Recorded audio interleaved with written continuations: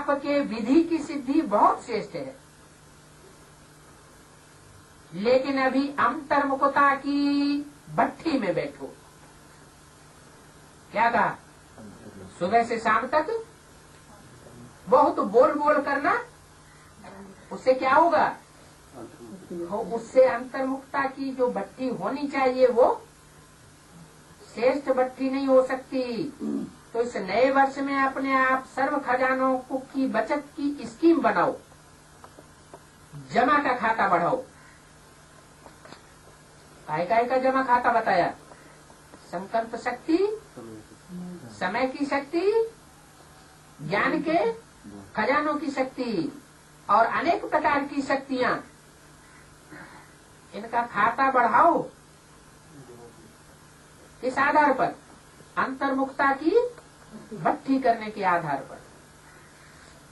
अंतर्मुखता की भट्ठी सारे दिन में स्वयं ही अपने प्रति समय फिक्स करो, आते ही आप कर सकते हो, कोई दूसरा नहीं करेगा।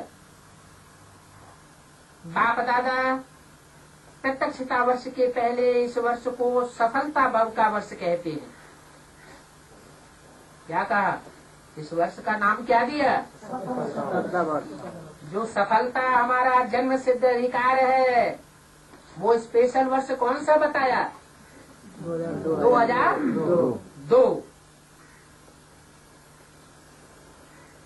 सफलता का आधार हर खजाने को सफल करना।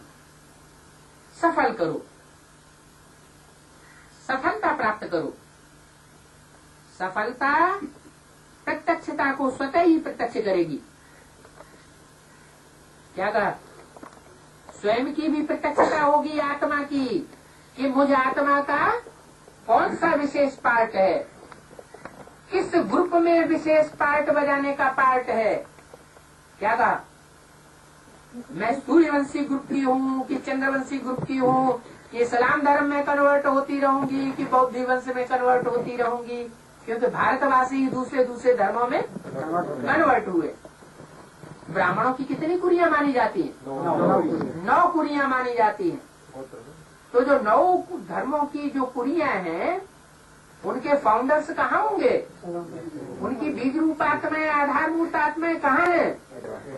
ब्राह्मणों की दुनिया में ही है, एडवांस पार्टी में ही है। तो कहा